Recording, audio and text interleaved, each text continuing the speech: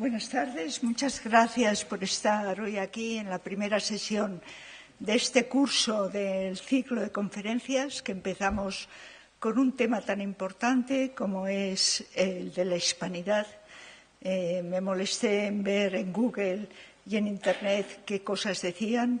Todo era absolutamente sesgado, referido a la época franquista, y desde luego no sabían lo que había sido la hispanidad, sin una mención siquiera a América.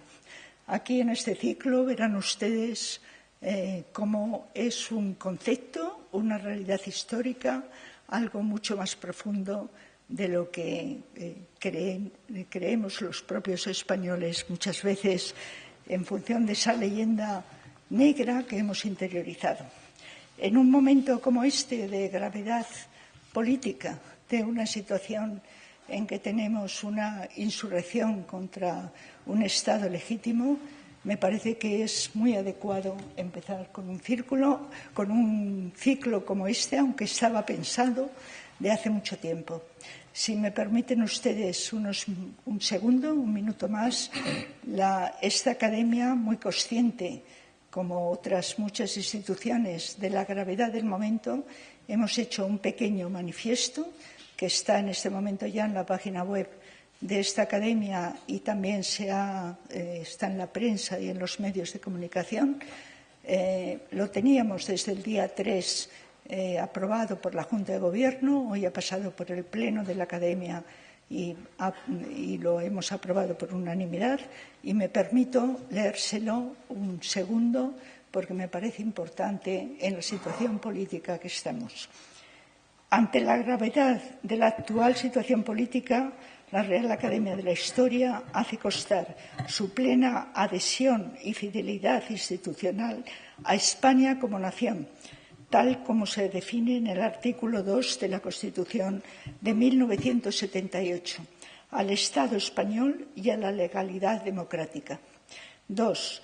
Dadas las extraordinarias circunstancias que atraviesa la situación política en Cataluña, esta Real Academia considera que es prioritario el restablecimiento cuanto antes del orden constitucional, con todas las medidas e instrumentos que permite el ordenamiento jurídico de nuestro Estado de Derecho. 3. Esta Real Academia desea reafirmar su compromiso con el conocimiento de la historia de España, más allá de falsificaciones, tergiversaciones y manipulaciones interesadas como las que sustentan el independentismo catalán. Muchas gracias y doy la palabra a Jorge.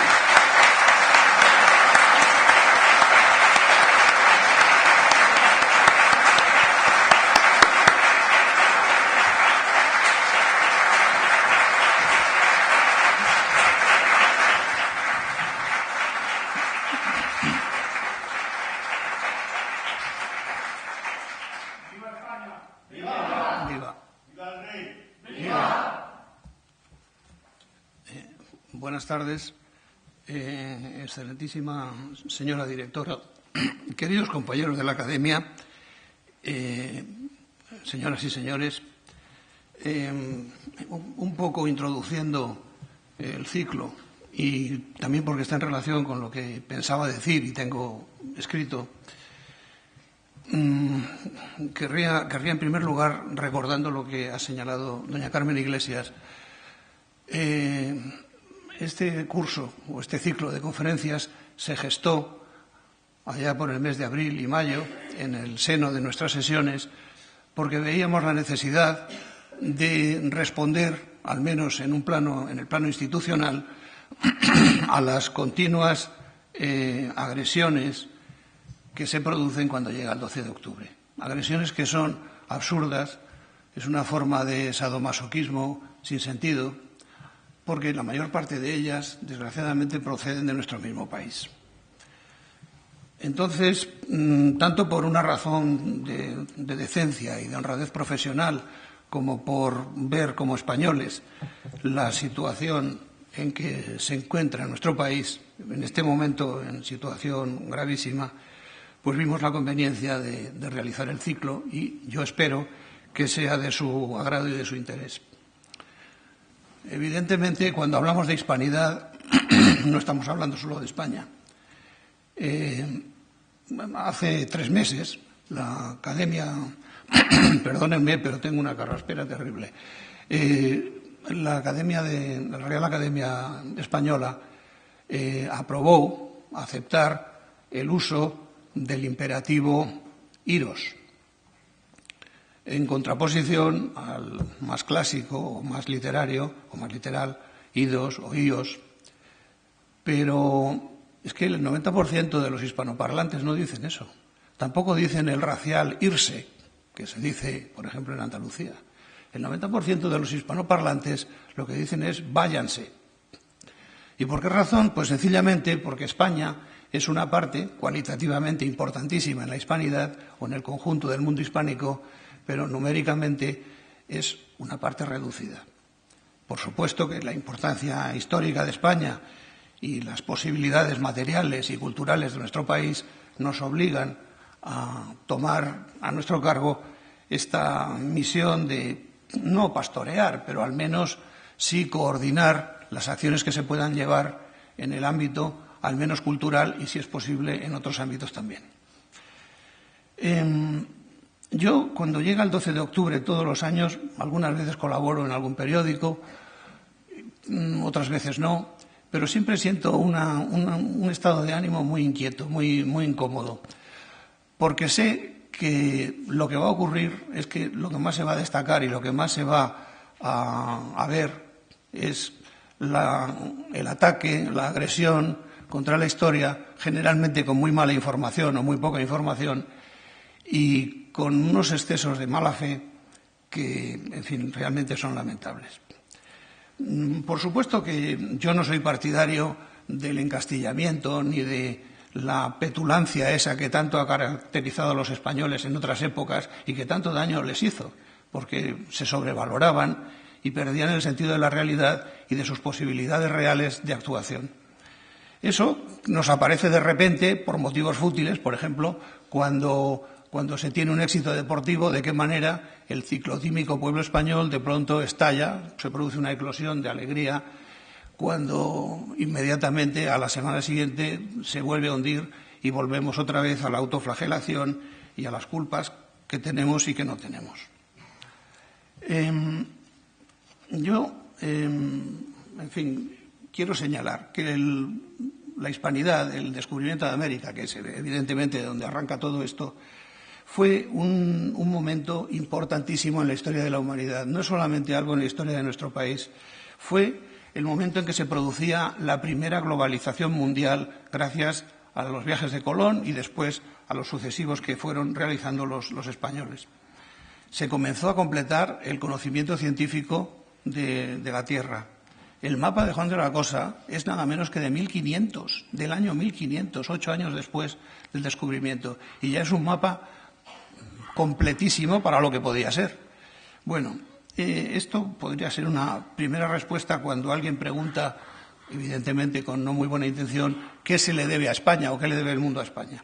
Pues, por ejemplo, le debe el mapa de Juan de la Cosa.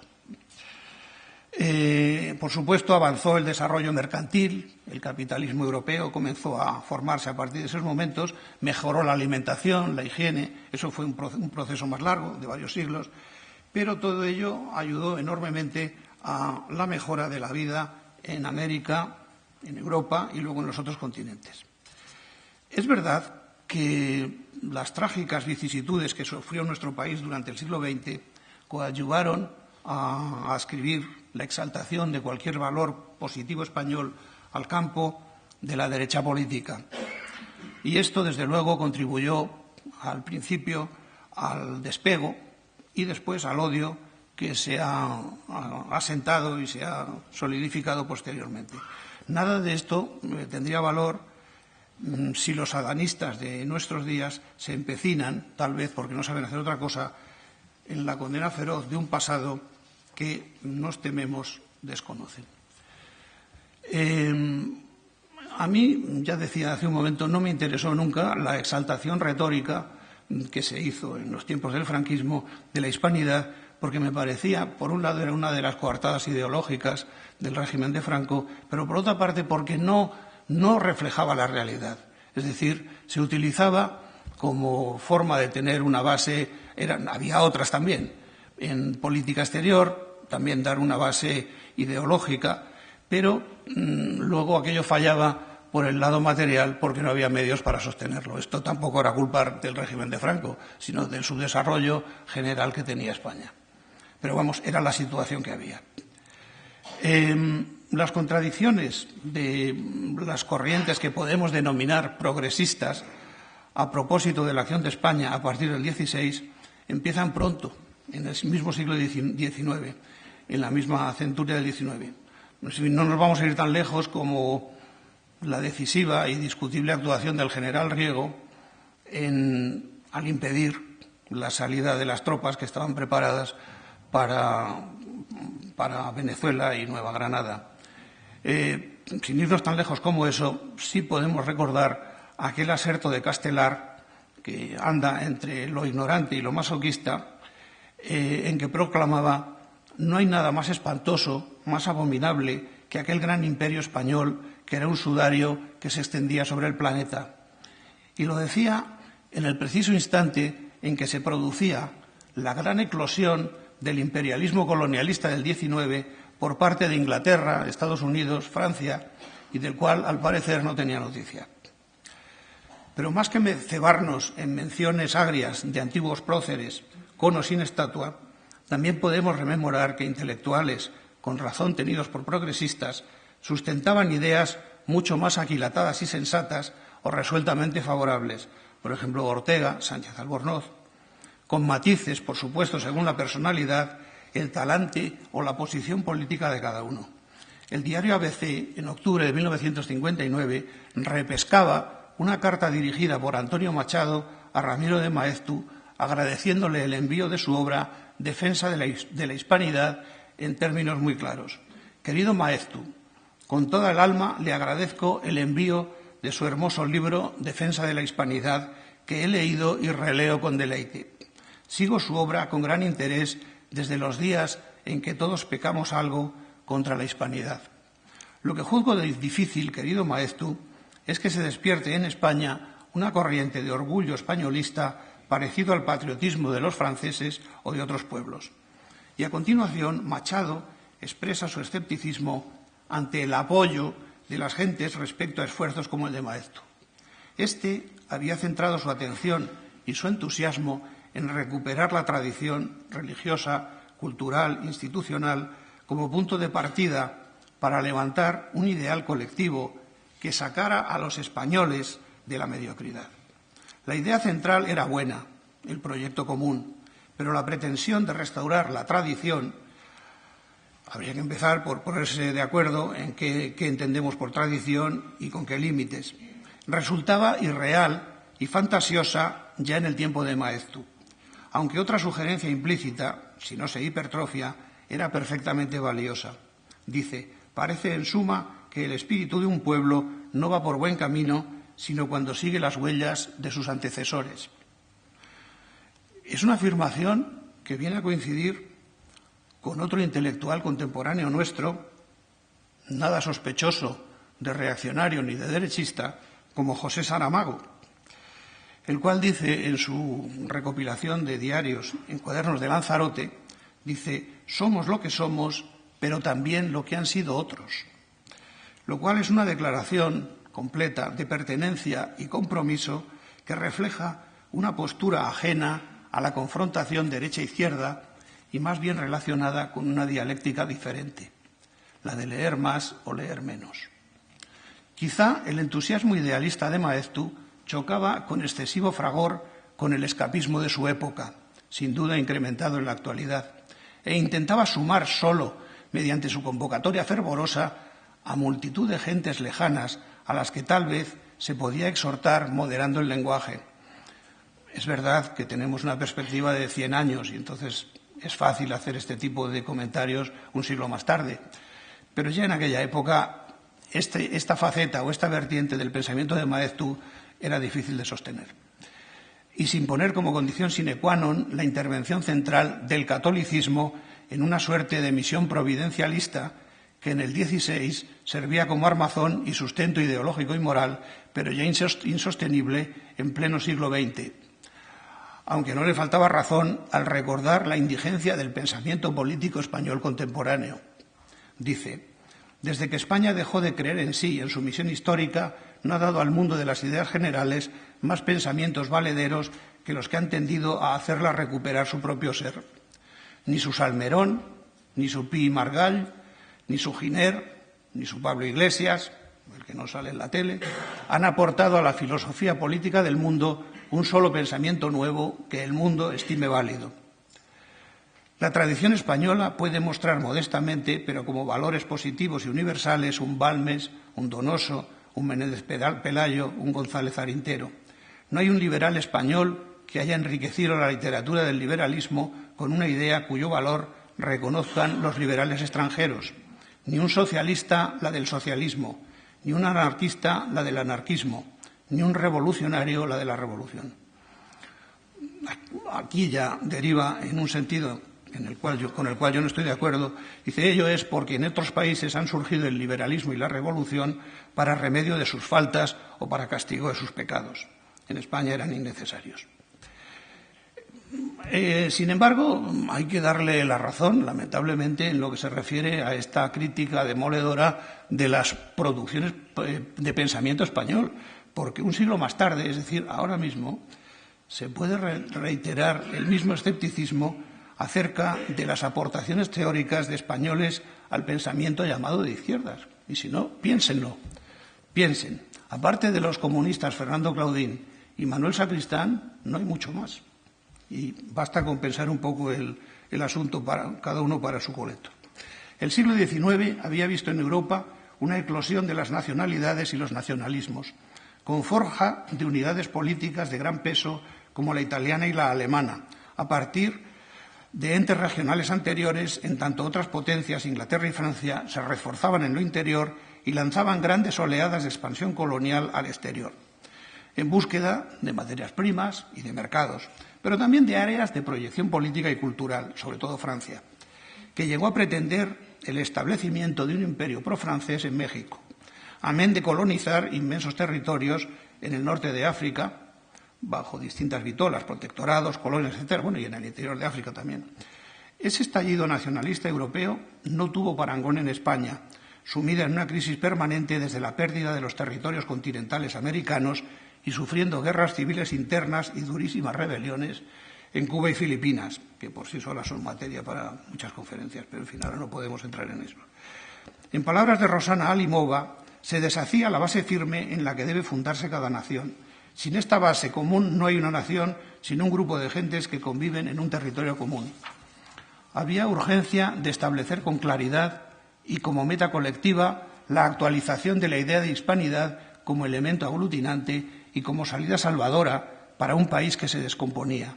Así pues, se dio en buscar el alma de la nación en la cultura y sus más representativas manifestaciones, no solo en la literatura, también en el arte, el folclore o las costumbres sociales.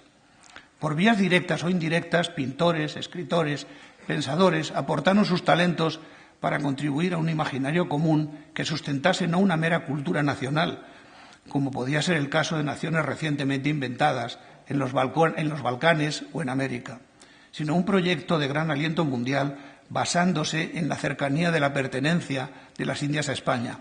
Algunas islas seguían en nuestro poder, aunque se trataba de un dominio muy relativo, y en una comunidad de base cultural y de lengua. Ya en el siglo XX, Unamuno, Azorín, Menéndez Pidal, Antonio Machado habían aportado sus interpretaciones para fortalecer el espíritu colectivo nacional, mientras Zuloaga, Rebollos o Sorolla ofrecían paisajes, tipos, costumbres. Unos u otros artistas hacían más hincapié en aspectos naturales como base de la nación, sangre, lengua, tierra o en factores espirituales. La nación como resultado de una voluntad colectiva de pertenencia, mediante adhesión renovada de continuo a un pasado común, idea a la que se adhiere a Ortega, compartiendo con Renan el criterio de que ningún aspecto meramente natural se puede estimar esencia de la nacionalidad. El mismo Ortega, que sostiene una posición de hispanismo crítico, Aboga igualmente por la europeización del país, pero promoviendo una estética española, un modo autóctono de razonar y vivir, al tiempo que se desarrollan la ciencia y el estudio junto a una fuerte armación teórica que nos capacite para ofrecer en América una identidad presente, más que pasada o ensoñada para el futuro. Por eso afirma con convicción e inquietante proyección a un futuro que ya estamos viviendo ahora mismo, no basta, pues, para vivir la resonancia del pasado y mucho menos para convivir. Por eso decía Renan que una nación es un plebiscito cotidiano. En el secreto inefable de los corazones se hace todos los días un fatal sufragio que decide si una nación puede de verdad seguir siéndolo. ¿Qué nos invita el poder público a hacer mañana en entusiasta colaboración? Desde hace mucho tiempo, siglos, pretende el poder público que los españoles existamos no más que para que él se dé el gusto de existir. Como el pretexto es excesivamente menguado, España se va deshaciendo. Hoy ya es, más bien que un pueblo, la polvareda que queda cuando por la gran ruta histórica ha pasado galopando un gran pueblo. Sin embargo, Ortega en América entiende estar recuperando un camino perdido. Venir acá, dice en Argentina, es para nosotros europeos una etapa de sanatorio, es un baño mágico, una inmersión en una esencia como eléctrica, que al menos a mí, y compadezco al europeo lo bastante torpe para no saber sentirlo, que me refresca, me renueva, me hace retoñar. Yo, modestamente, me sumo a esa misma sensación, a esa misma manera de sentir. Se siente partícipe de un todo en el que son fundamentales el conocimiento y la integración. Percibir el propio yo en cuantos factores positivos hispanos no solo subsisten, sino que rigen la vida de los pueblos hispanoamericanos. Desde el descubrimiento y la fundación de una sociedad nueva en la cual instituciones, derecho, una red de ciudades democratizantes, evangelización, desarrollo cultural, al principio mero trasplante, pero ya en el 18 van cobrando impulso e independencia de sus orígenes peninsulares. Algo que sabemos distinto, pero con lo que nos identificamos en gran medida por vernos en ello reflejados. En la visión corriente de la hispanidad se destacan, como es lógico, los aspectos espirituales y emocionales, pero en aquella historia común, prorrogable en la actualidad, amén de héroes o villanos, santos o explotadores de indios, valientes o no, también había elementos materiales indispensables en la vida real. En palabras de Enriqueta Vila, nuestra compañera, dice: una empresa como la colonización de un continente de las dimensiones del americano comporta una realidad menos brillante y más auténtica, formada por legiones de hombres más o menos anónimos que emigraron, trabajaron la tierra, comerciaron, actuaron como funcionarios, tuvieron altos cargos en la administración, crearon empresas, ayudaron a la defensa de su territorio, levantaron pueblos y ciudades, escribieron sus experiencias y se relacionaron entre ellos, creando redes complejas que en realidad son las que conforman cualquier sociedad. Entre mis experiencias personales, profesionales o semiprofesionales, yo he vivido muchas veces, como supongo que habrán vivido otros profesores españoles, en congresos, en coloquios, en diálogos, en reuniones de este tipo en América, la experiencia lamentable de tener que oír críticas muchas veces infundadas, otras veces medianamente fundadas, pero siempre animadas por un cierto resentimiento y mala intención, ¿no? En esas ocasiones yo he preguntado, cuando he podido, que tampoco ha sido muchas veces, pero he preguntado, digo, pero vamos a ver, es que en esos 3 siglos de colonia, como lo llaman ahora, española, y que en realidad nunca se llamó así, eran los virreinatos o eran las Indias, es que en esos 3 siglos nadie se enamoraba, nadie trabajaba en las tierras, nadie componía versos, nadie construía todas estas maravillosas catedrales, monasterios, puentes. ¿Cómo cayó todo esto del cielo? ¿Solamente a base de maltratar indios? Pues evidentemente no. Con razón, la existencia del imperio, cuando la existencia del imperio político ya tocaba su fin, Humboldt se sorprendía, en este mismo sentido que estoy señalando, por la grandeza, monumentalidad y lucidez en la planificación de cuanto estaba viendo. Dice: en la Nueva España, Un europeo se sorprendía de encontrar en el interior del país, hacia los confines de la California, jóvenes mexicanos que razonaban sobre cuestiones de física y química como los más ilustrados europeos.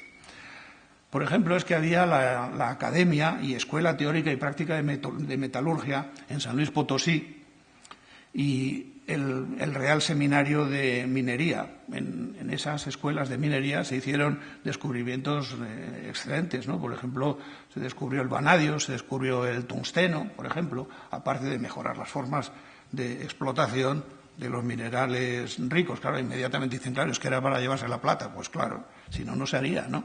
De la misma manera que aquí se explotaban las minas de Almadén por el plomo, o en otros países, en Inglaterra o en Bélgica o en Alemania, se explotaban las minas de carbón. ¿Y en qué condiciones? Porque había detrás una rentabilidad económica, lo cual es casi una perogrullada.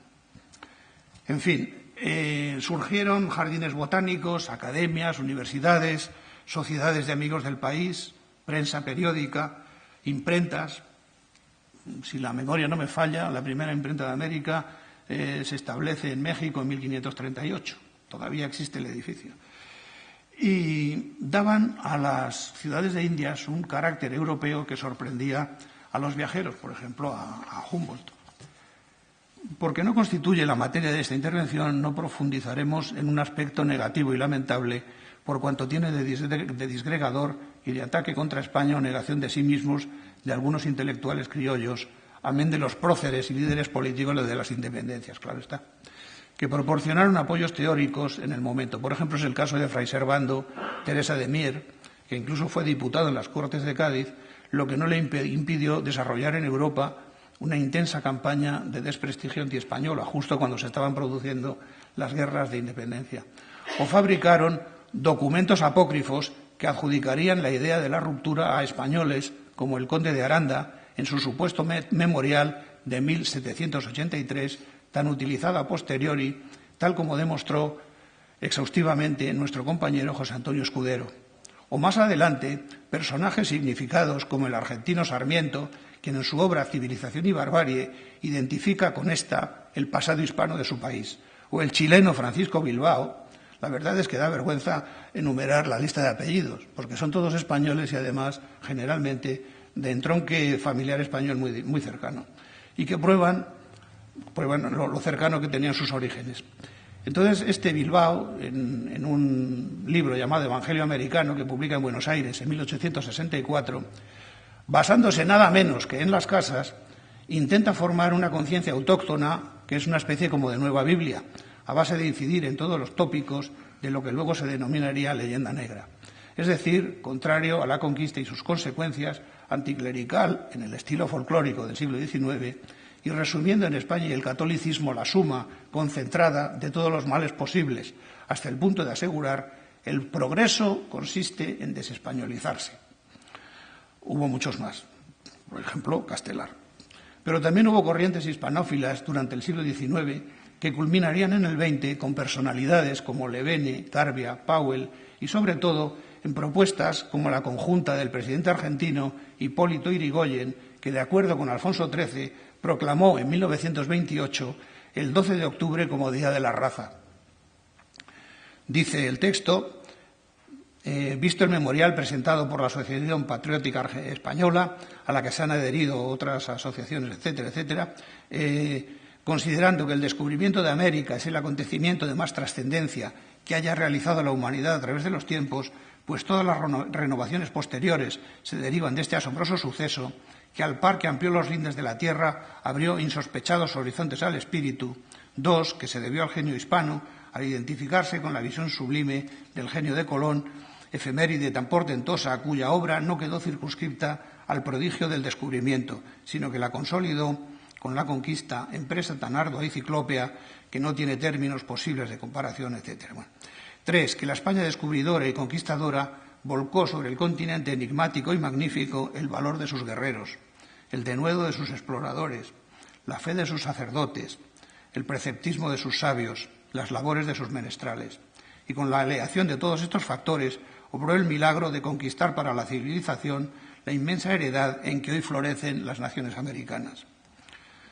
Por tanto, dice el texto, siendo eminentemente justo consagrar la festividad de esta fecha en homenaje a España, progenitora de naciones, a las cuales ha dado con la levadura de su sangre y con la armonía de su lengua una herencia inmortal que debemos afirmar y mantener con jubiloso reconocimiento, el Poder Ejecutivo de la Nación decreta, artículo 1, declárase fiesta nacional el día 12 de octubre. Artículo 2, comuníquese, publíquese, etcétera, etcétera. Cuando Irigoyen promulga el decreto, está haciéndose eco de las peticiones de diversas organizaciones hispanas en Buenos Aires, como había expuesto la revista argentina Caras y Caretas ya en octubre de 1918. O en España había hecho lo propio Arturo Soria en 20 de octubre de 1916, atendiendo al llamamiento de Mariano de Cavia a propósito del Día de la Raza. 2 puntos. Propone el gran Mariano de Cavia que se declare fiesta nacional el 12 de octubre, como ya lo hacen americanos y filipinos, y que se celebren en el hermosísimo octubre madrileño cultos y animados festejos más propios de estos tiempos y mejores que los de San Isidro por mayo. Por supuesto hay que perdonar un poco el tono retórico que era muy propio de la época, pero bueno, el contenido es lo importante. Y bien entendido que la idea de raza, tal como se utilizaba y comprendía en la época, no tenía un estricto sentido biológico que pudiera englobarse dentro de los movimientos racistas europeos y norteamericanos que campaban a sus anchas en el tiempo. Más bien tenía un matiz de pertenencia a un grupo con características comunes culturales, sociales y afectivas y en oposición a la idea de la raza anglosajona, que como tal tampoco existía, pero que se empleaba como elemento de cohesión y coartada de cobertura cuando en realidad se trataba de acciones políticas, económicas y militares, especialmente de 2 potencias determinadas, Estados Unidos y Gran Bretaña. La argentina Caras y Caretas era muy explícita al respecto cuando hablaba de raza grecolatina, con lo cual englobaba a los emigrantes a Sudamérica de origen italiano, francés, portugués, etc. Y esto también abonaba la posición de Ortega y Maeztu, ambos muy relacionados con Argentina, cada uno con sus matices. Y cambiamos de tercio. En la película cubana La Bella de la Alhambra aparecen 2 personajes de farsa que fueron proverbiales y recurrentes en el teatro de la isla a principios del siglo XX. Se trataba del galleguibidis y el macontíbidis. El español y el negro contrapuestos, pero en el fondo hermanados y amistosos a lo largo y a lo ancho de los lances caricaturescos que aquellas comedias bufas suscitaban. Ambos encarnaban estereotipos muy marcados y definidos. Resaltaban, como es lógico por su naturaleza satírica, los aspectos más exagerados y criticables del carácter de unos y otros, pero los personajes y la acción se desenvolvían en términos amables y cariñosos. De familia que se divierte peleando dentro de sí misma y acorde este planteamiento con la ausencia total o casi total de rencor contra los españoles, pese a que la guerra de independencia aún estaba muy cercana en Cuba. Actitud que predomina en ese país, algo que nosotros creo que nunca agradeceremos bastante.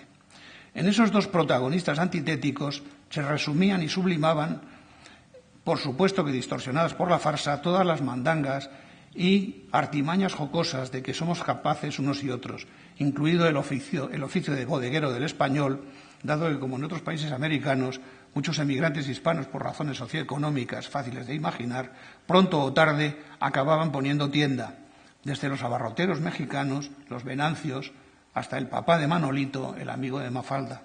Y algunos, afortunados y hábiles, llegaron a fundar imperios comerciales. Por ejemplo, el caso de Ramón Areces, que en el Paseo de la Habana, en el Paseo del Prado de La Habana, todavía subsiste el edificio Areces, que fue en tiempos tienda, y ahora es otras cosas, y que fue el remoto origen, como saben ustedes, del Corte Inglés.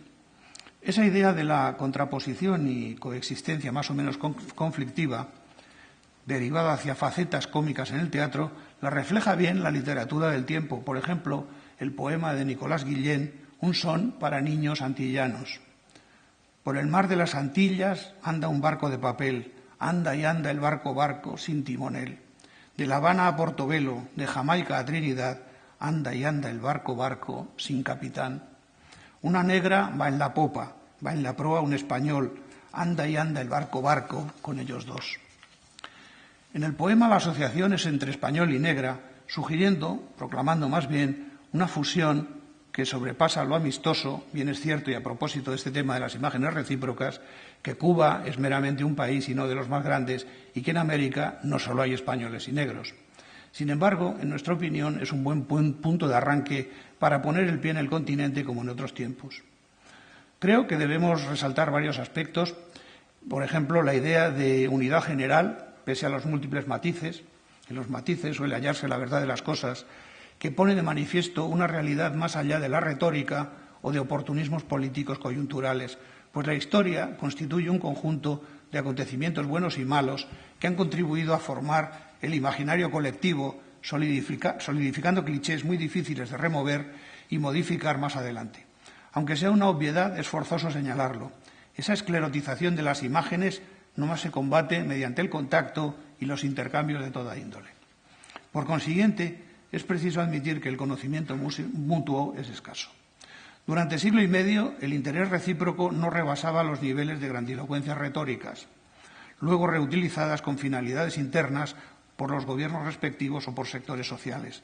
Por doloroso que resulte reconocerlo, es cierto que la España de mediados o finales del XIX tenía poco que ofrecer.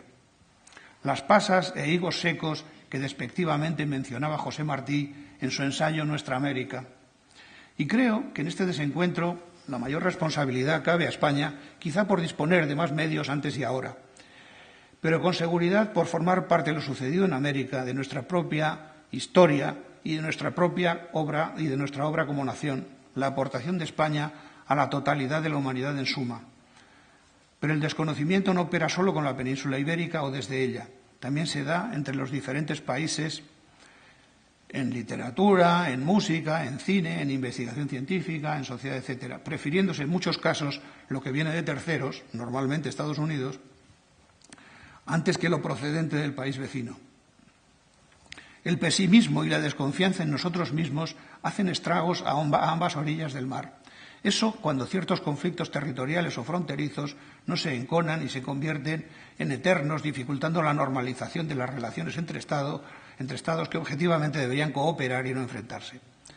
Por ello, no me duelen prendas al afirmar, y no sé si alguien se escandalizará, que Cantinflas, las rancheras mexicanas, los futbolistas argentinos o brasileros, el culebrón Betty la Fea, es el único que me sé porque yo lo veía, o la música salsa, es decir, la cultura popular de nuestro tiempo, han hecho mucho por la comunidad iberoamericana, nosotros incluidos, por la identificación sentimental y hasta visceral de las poblaciones con esos elementos de cultura procedentes de lugares muy alejados.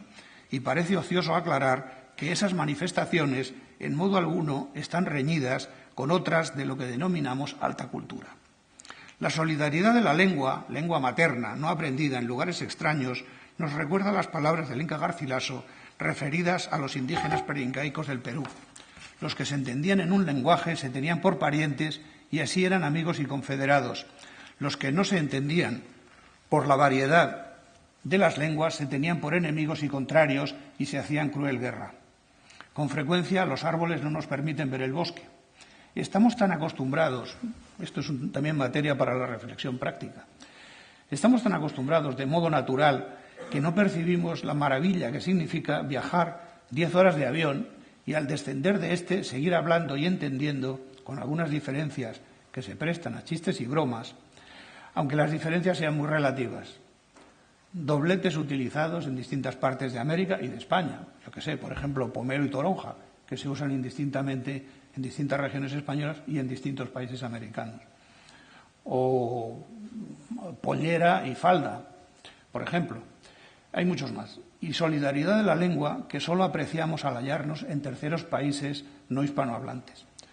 Un aspecto fundamental en las relaciones con el continente americano se resume en la pregunta ¿qué deben España y Europa a América? La respuesta abarca distintos campos, desde el desarrollo capitalista hasta haber completado la visión del mundo, global del mundo, como señalábamos más arriba, pasando por el nada desdeñable capítulo de mejorar la alimentación de los europeos mediante productos que eliminaron el hambre en este lado del Atlántico: papas, maíz, tomate, frijol, pimiento, tuna o higochumbo, cacao, maguey o pita, etc. No siempre los europeos conocen la procedencia de estos productos de que se sirven. En el caso de España hay que indicar el terreno cultural en primer término, por ejemplo.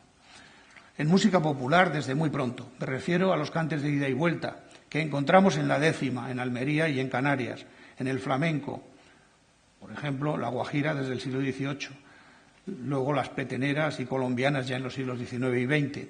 Pero antes, en el XVI y XVII, vinieron otros géneros como la gayumba, el zambapalo, el zarandillo, el retambo, la chacona, y también en el XIX la habanera, todavía viva por acá, aunque no tanto por allá. Una mención especial merece el caso de mi generación. ¿Qué le debemos a América? En los años finales del franquismo, o en los inmediatamente anteriores, para nosotros América era una ventana al exterior, por la que entraba el aire en forma de libros, de música, de literatura hispanoamericana, que en verdad aquello sí que era un descubrimiento. Losada, Editorial Sudamericana, Porrúa, el Fondo de Cultura Económica, ponían a nuestro alcance libros que no se editaban por razones comerciales o de censura, aunque esto de la censura era bastante relativo, porque yo recuerdo que en la librería Visor decían que había un libro que estaba prohibido y lo pedía, por ejemplo, el Songo Roco Songo de Nicolás Guillén, me estoy acordando. Y entonces el librero hacía un teatro y decía, bueno, espera un momento, voy a mirar si tenemos en la trastienda. Y se iba, y con todo aquel teatro al final sacaba Songo Roco Songo y me lo vendía. Pero es que era el último, no se lo digas a nadie. Me marchaba. Y detrás de mí, inmediatamente detrás de mí, entraba mi amigo Federico, que estaba esperando, y pedía el mismo libro y se lo vendían exactamente igual con el mismo número teatral. O sea que esto en los últimos años. Yo no conocí los años 40 y por lo tanto no puedo hablar de eso. Pero estoy hablando de finales de los 60 o principios de los 70. Se nos abría un universo lo bastante parecido al nuestro como para identificarnos con él y lo bastante distinto como para provocar la curiosidad y el deseo de aprender. Y lo cierto es que los españoles no nos conocemos a nosotros mismos hasta que conocemos América. En gran medida nos vemos reflejados en la arquitectura, en las ciudades, en el modo de entender la vida, no tanto en la cocina, en la lengua, pese a los sustratos prehispánicos y a las múltiples aportaciones de otros orígenes que han conferido mayor riqueza y variedad a la cultura iberoamericana.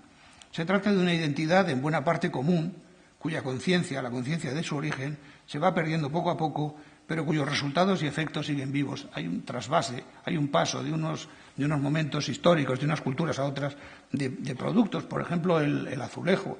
El azulejo es un proceso absolutamente normal. El azulejo se descubre unos 2000 años antes de Cristo en Mesopotamia. De ahí pasa a Persia. En Persia lo toman los árabes. De los árabes norteafricanos pasa al Andalus. De al Andalus pasa a España. Y de España pasa a México, por ejemplo. Y entonces pues nos encontramos las maravillosas cerámicas que todavía se hacen de Guanajuato o de Puebla, las llamadas talaveras. Se llaman talaveras porque son del estilo talaverano de la época del siglo XVI, aunque luego se le han añadido abstratos chinos que son perfectamente aceptables. A través del galeón de Manila llegó gran cantidad de cerámica durante 2-3 siglos a México y naturalmente los artesanos locales copiaban elementos, copiaban formas y ahora nos encontramos jarrones y platos y productos de utilería varia que son pues prácticamente como chinos, pero no lo son. Más que los grandes acontecimientos y los próceres protagonistas que pueblan los discursos y los manuales de historia, los pequeños detalles conforman las imágenes más fidedignas de la vida cotidiana, de lo que acontecía entre las masas de las poblaciones en el día a día. Si esos detalles permanecen como anécdotas aisladas, carecen de relevancia, pero juntos diseñan bien la verdad de la cercanía. Las experiencias personales también valen. Por ejemplo, reconociendo ciertos olores de la infancia que se creían perdidos muchos años antes en una talabartería de Salta o por las calles de Tepozotlán, aunque tal vez sea preferible centrarse en nociones más generales. En el centro de Asunción hay una calle que lleva por nombre Azara. Cuando la vi por primera vez hace muchísimos años, pensé que se trataría de algún héroe de la independencia del país o algún personaje similar, porque la calle de al lado es nada menos que Cerro Corá, y cualquier paraguayo sabe el significado de ese nombre en la historia de su país. Como probablemente ustedes no lo sepan, les aclaro que es el lugar donde se dio la última batalla en la guerra de 1870, en que exterminaron prácticamente al 90% de la población paraguaya, los brasileños y los argentinos. Poco tiempo más tarde descubrí en Madrid una obra de Félix de Azara que compré y leí, y entonces supe que se trataba de un geógrafo, cartógrafo y naturalista aragonés que trabajó durante casi 20 años en el Chaco a fines del XVIII y cuyos estudios sirvieron de base a Darwin para elaborar su teoría de la evolución de las especies. Es inútil preguntar en España por Azara fuera de Huesca. Él era de Barbuñales, porque no lo conoce casi nadie. Y si alguno de ustedes está en esa situación, que no se avergüence, porque yo mismo he contado que yo tampoco lo conocía hace tiempo, y bueno, menos mal que me corregí. De la misma manera se desconocen otros muchos casos, ¿no?, o inversos, de los llamados españoles de América. Mejía Lequerica, Pablo de Olavide, Martín de Alzaga, el Inca Garcilaso, enterrado en la Catedral de Córdoba, y muchos más. O se ha perdido la noción de hechos que en su momento revistieron gran importancia. Por ejemplo, el navío Santísima Trinidad era el mayor buque de la escuadra en el siglo XVIII y se construyó en el astillero de La Habana. O el primer ferrocarril español fue de La Habana a Güines en 1838, frente al Barcelona-Mataró de 1848. Son pequeños detalles de la intrahistoria, por ejemplo. Al cruzar el Atlántico, en vuelos que duran 9, 10, hasta 14 o 15 horas, a veces más según las escalas, se le ocurre a alguien pensar cómo eran los viajes en los siglos XVI y XVIII en barco, de 2 meses a las Antillas, o de 3 al Río de la Plata, o hasta de 6 si el destino era en el Callao o Chile. Alonso Carrió, alias con color Corvo, inspector de correos, en su viaje al Río de la Plata, zarpa de Coruña el 16 de febrero de 1771 y 84 días después arriba a Montevideo, el 5 de noviembre a Buenos Aires, y no alcanza Lima, por razones de su cargo, eso ya es otro asunto, hasta el 6 de junio de 1773. Eugenio de Salazar, uno de aquellos viajeros, cuenta en una de sus cartas cómo se desarrollaba, lo cuenta en un estilo jocoso, y cuando de pronto tiene que meter alguna palabra o alguna frase un poco fuerte, un poco escabrosa, lo pone en gallego. Dice: todo lo más que se come es corrompido y hediondo, y aun con el agua es menester perder los sentidos del gusto y olfato y vista por beberla y no sentirla. Pues si en el comer y el beber hay este regalo, en lo demás, ¿cuál será? Hombres y mujeres, mozos y viejos, sucios y limpios, todos van hechos una mololoa y mazamorra, pegados unos con otros, y así junto a uno reguelda, otro vomita, otro suelta los vientos, otro descarga las tripas, vos almorzáis, y no se le puede decir a ninguno que usa de mala crianza, porque las ordenanzas de esta ciudad lo permiten todo. O sea, que en la actualidad la insípida comidita del avión casi sabe bien, y la aeromoza más o menos adusta casi cae simpática, y la inmovilidad resulta como una carrera de maratón. El trasvase de gentes en los dos sentidos fue notable, según los criterios de la época, claro. En el siglo XVI pasaron a Indias unos 200.000 españoles, según Boy Bowman. Aparte de los arquitectos que levantaron iglesias, catedrales, fortificaciones u obras civiles diversas, a las Indias pasaron numerosos escritores entre los funcionarios eclesiásticos o entre los mismos conquistadores y pobladores. Tirso de Molina vivió en Santo Domingo. Gutiérrez de Cetina murió en México, al parecer víctima de un marido celoso. Juan Ruiz de Alarcón nació en Tasco y estudió en México. Mateo Alemán también emigró al Nuevo Mundo. Y Quevedo termina el Buscón anunciando que su personaje se muda para allá. Dice: determiné de pasarme a Indias con ella, a ver si mudando mundo y tierra mejoraría mi suerte. Y fueme peor, pues nunca mejora su estado quien muda solamente de lugar y no de vida y costumbres. De manera general, todos ellos buscaban mejorar su fortuna, pero en especial, a través de la riqueza, subir en la escala social a uno u otro lado del mar. Por una carta de Santa Teresa, de fecha de 1576, sabemos que cuando su hermano Lorenzo de Cepeda, muerto en 1580, volvió a España de Quito, dueño de una gran fortuna, y al cabo de 34 años de ausencia se hizo llamar Don, siguiendo la costumbre que había adquirido en América. Y como los Cepedas eran familia de hidalgos y no pertenecían a la nobleza, el acto de Lorenzo dio mucho que hablar en la sociedad provinciana de Ávila, y la misma santa se afligía por tamaña vanidad. Sin embargo, en líneas generales, América ocupa mucho menos espacio en la literatura de España y Portugal de lo que podía haberse esperado, dada la inmensidad de aquellas tierras y la trascendencia histórica y social de lo que se estaba haciendo por parte de los mismos españoles. Por supuesto que en la gran literatura de los cronistas de Indias sí se destaca, pormenoriza y detalla la labor que se realizaba o los acontecimientos bélicos previos. Todos los cronistas de Indias, Oviedo, Las Casas, Gómara, Cieza de León, Díaz del Castillo, etcétera, están de acuerdo en el sentido providencial del descubrimiento y la conquista y sobre la misión cristianizadora de España en el Nuevo Mundo. Y a esta línea sigue una nueva tendencia apologética y glorificadora de todos los aspectos de la conquista, con eliminación de elementos críticos anteriores, en Cieza, Oviedo, Las Casas, y resaltando el carácter usurpador e ilegítimo de los poderes anteriores. Por ejemplo, esto lo afirman Zárate o Sarmiento de Gamboa. El Inca Garcilaso legitima la conquista, pero no condena al poder incaico, sino que lo exalta como ejemplo de orden y moralidad, oponiéndolo a una supuesta anarquía bárbara preincaica. Para Lope de Vega, la conquista se sitúa a dos niveles diferentes, el de la providencia por un lado y el de las acciones, aspiraciones e intereses que son moralmente reprensibles, pero pueden favorecer las intenciones de Dios, el interés del cielo. Pero ¿qué pensaban los españoles sobre América tras el impacto psicológico enorme que se produjo desde que el proyecto de conquista y población fue tomando fuerza? A falta de las imposibles encuestas, debemos guiarnos por la literatura del tiempo. Por ejemplo, en Las Cortes de la Muerte, auto sacramental impreso en Toledo en 1557, en cuya escena 19 se sigue un discurso digno de la brevísima relación de la destrucción de las Indias de Las Casas. La pieza trata el tema de la danza de la muerte, de la vanidad del mundo y del hombre ante la justicia divina. Dice el mundo, pero refleja muy bien el ambiente que había y la idea que se tenía en el mundo popular y medio español. Gran cosa es la libertad y estar libres de mujeres y de hijos en verdad. La India gran calidad tiene para los placeres.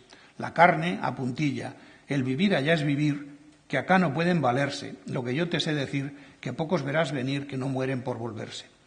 Esta idea perduraba 2 siglos más tarde. Así es que esta idea de que aquello era un sitio para grandes y divertidos relajos. El franciscano Manuel Mingo, que era reclutador o curador de frailes para llevarlos a los colegios y misiones en Sudamérica, en la zona de Tarija, en el norte de Argentina, entre Bolivia y el norte de Argentina, dice: no admita jamás por caso alguno a religioso que haya hecho anticipadamente pretensión con nuestro reverendísimo, es decir, el prior de la orden, para que éste lo destine a Indias en cualquiera misión, porque de religioso que pide así, a bulto, y sin saber si ha de ir a provincia de Indias o si a algún colegio, se puede y se debe sospechar que por algún disgusto tenido en su provincia o por buscar libertinaje quiere venir a Indias y no por trabajar en la viña del Señor. Y esto, aunque él afirme que es por buscar alma solamente. No lo crea porque es cierto y consta por experiencia que los que así pretenden anticipadamente con nuestro reverendísimo traen consigo varias pasiones, que primeramente a los comisarios y después a los colegios dan que hacer y padecer.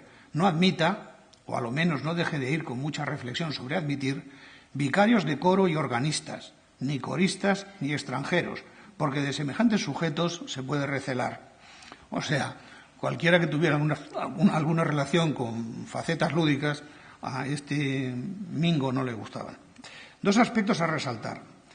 El enfrentamiento entre criollos y recién llegados, que ya lo marca, por ejemplo, Lizárraga en 1600, y la libertad entendida como libertinaje de costumbres, que no podía dejar de aparecer reflejada en los escritos de los frailes. Por ejemplo, en Fray Diego de Ocaña. Dice: en Quito me pareció este traje más lascivo que el de las moriscas de Granada, que pintan hasta la media pierna, que al fin aquellas están cubiertas con ropa y estotras andan desnudas con unas carnes como un alabastro. Y más.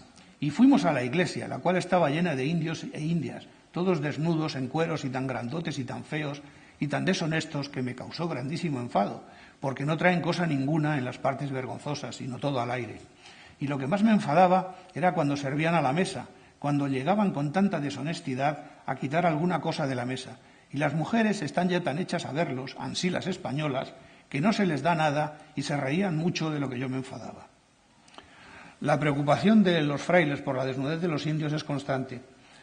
Por ejemplo, en una cédula de Cartagena de Indias a mitad del 16, dice también otro fraile: ellos son como montaraces, andan desnudos, impuris naturalibus, dice así. y en sembrando y encogiendo sus rozas otro oficio no hacen, sino emborracharse et alia pésima. Y se ordena cómo los indios de esa provincia de Cartagena se comiencen a cubrir y vestir. Pero no son solo los frailes. También en la descripción anónima del Perú, que es tal vez obra de un judío portugués, recogida por Irving Leonard en la primera mitad del siglo XVII, este refleja el ambiente de los aventureros que por allí caían. Son grandísimos fulleros los soldados en el Perú, que su cuidado no es otro más que entender en el arte de engañar. Es gente que no quieren servir, todos andan bien vestidos porque nunca les falta una negra o una india, y algunas españolas, y no de las más pobres, que los visten y dan el sustento, porque de noche las acompañan y de día les sirven de bravos. Si bien los hombres son soberbios, las mujeres son presuntuosas, que como son hermosas y se precian de discretas, se tienen por más nobles que Cleopatra, reina de Egipto, y en ser lascivas y gastadoras se le parecen bien, porque todas quieren vestir bien y comer mejor, y quieren todas ser iguales. Tanto las autoridades civiles como las eclesiásticas, incluidas las de la Inquisición, encargadas del cumplimiento de las disposiciones legales, a veces dejaban bastante que desear, no ya en su virtud, sino en su misma eficacia, por añadidura a las dificultades materiales de los tiempos de comunicación y movimiento. Y sabemos que más de la tercera parte del total de los procesos de la Inquisición en América corresponde a delitos menores, como en otros lugares, por ejemplo, blasfemias, reniegos, palabras y acciones escandalosas, un conjunto de coacciones represivas no relacionadas directamente con la fe, sino con las buenas costumbres, la pudibundez exagerada o el simple deseo de perjudicar al prójimo levantándole falsos testimonios. En segundo plano se hallan las infracciones de índole sexual, poligamia y bigamia, muchas veces de mujeres. Solicitantes, es decir, eclesiásticos que se metían con las feligresas, pecado nefando, dichos contra la castidad o la virginidad, y favorables a la fornicación y el amancebamiento. Todo esto, naturalmente, lo perseguía la Inquisición. La herejía figura en tercera posición por delante de las prácticas de magia erótica. Y, por último, vienen los delitos civiles cometidos por agentes de la Inquisición, como robo, estupro, asesinato. La hechicería fue poco perseguida, como en España, y tales actos alcanzan proporciones equiparables a los de la península. También coincide la notable cantidad de delitos religiosos menores, pero sí hay divergencias grandes en dos capítulos, herejía y moral sexual. O dicho de otro modo, en Indias escasean los herejes y abundan los transgresores sexuales. En palabras de Solange Alberó, en tierras americanas no es común el nuevo cristiano que practica ocultamente la religión de sus antepasados a pesar del bautismo que recibió, y menos aún el morisco o el luterano. En cambio, abundan el bígamo, el polígamo, el eclesiástico solicitante o el fulano que profiere palabras escandalosas acerca de los fundamentos de la moral sexual enseñada por la Iglesia. Encontramos unos cuantos casos de hombres que en circunstancias airadas por irritación, borracheras, lances de juego o simples malos modales sueltan expresiones que les comprometen, bien por acusaciones difusas y hasta chistosas. Por ejemplo, dice uno, al que luego se encausa, luego se le dice que ayunen los santos que no tienen tripas, protesta un Pedro García. Bien por responder esto a actitudes de rechazo hacia la sociedad dominante de parte de negros y mulatos, libres o esclavos, postura que se alterna hasta en las mismas personas, con la contraria de profundo deseo de identificación e integración, o por picaresca de quien carece de otra arma para escapar, siquiera por un instante, de obrajes y minas, declarándose herejes o renegados. Y el reniego constituye un resumen simbólico de toda la cultura y forma europeas de vida impuestas. Las imágenes cruzadas no siempre son gratas, que aún hoy en día perduran, y estaban gestándose en pleno siglo XVI. En América se designan a los españoles con apelativos poco cariñosos a veces. Huelga aclarar que el contexto y la intención son determinantes para ofenderse o no. Y viceversa, con términos, como ocurre ahora, como aquí, como sudaca, panchito, etc. Pero allá, por ejemplo, se llamaba a los españoles chapetones, maturrangos, gachupines, venancios, gallegos y alguna otra más que no voy a decir. Y algunas de esas voces son antiguas. Ya los conquistadores y sus descendientes inmediatos denominaban chapetones a los peninsulares recién llegados, que a su inexperiencia y bisoñez unían un carácter altanero y despectivo para los ya naturalizados en aquellas tierras, los primeros criollos. Reginaldo de Lizárraga, al que ya hemos mencionado, denunciaba una actitud que parece constante en las relaciones entre España y América. Es la desventura de los conquistadores, pobladores y de los que de muchos años en estas partes vivimos, que no hay quien venga de España en la cual no se saben tener en una burrica ni limpiar las narices, ni en su vida echado mano a la espada, que no les parezca, los que vivimos en estos reinos de antiguo, que somos poco, y ellos merecen más en venir que los miserables conquistadores, pobladores, ni sus hijos y nietos, ni los que ayudan a sustentar estos reinos de 50 años a esta parte. En el 18, al afirmarse la personalidad y la cultura local americana, cada vez se decantan más las posiciones y nuestro ya conocido Félix de Azara levanta acta de lo que ve. Son las ciudades las que engendran y propagan todos los vicios, la corrupción de costumbres y esta especie de alejamiento, o por mejor decir, aversión decidida que los criollos o hijos de españoles nacidos en América tienen por los europeos y por el gobierno español. Esta aversión es tal que yo la he visto con frecuencia reinar entre los hijos y el padre y entre el marido y la mujer cuando los unos eran europeos y los otros americanos. Pero yo no la he observado entre los habitantes del campo. Los que se distinguen por esta aversión son los abogados, los comerciantes quebrados, los que se han arruinado y todos aquellos que tienen más pereza, más incapacidad y más vicios.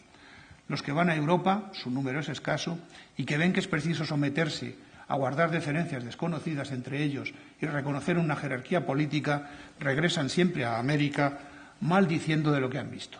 Es verdad que su país les da la libertad, la igualdad, la facilidad de vivir casi sin trabajo y aun muchos medios de ganar dinero. No se ven coartados por las leyes porque éstas no están en vigor y dejan que cada uno haga lo que quiera. Menuda novedad entre españoles. Sus principales vicios son la pasión por las mujeres, el furor por el juego y además la borrachera en el pueblo bajo.